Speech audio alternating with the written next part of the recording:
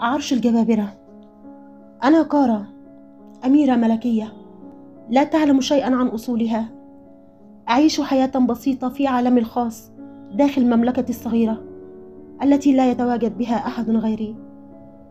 يوجد في هذا العالم الصغير منزل المحيط بحديقة اليقطين وبحيرة صغيرة يوجد بها جميع أنواع المأكولات البحرية، وغابة جميلة ممتلئة بالحيوانات الأليفة مثل الأرانب والغزلان، ويوجد بها أيضا جميع أنواع الطيور الجميلة.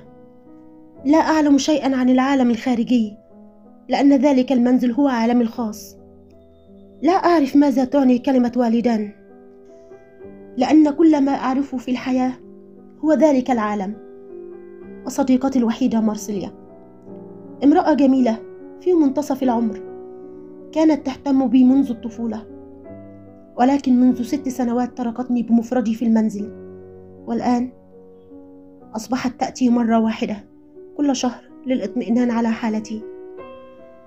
والآن وبسبب ظروف غامضة خرجت من ذلك العالم للبحث عن أصولي المخفية ومقابلة تنين متحول بالصدفة، وذلك التنين يجب علي قتله من أجل إنقاذ حياتي.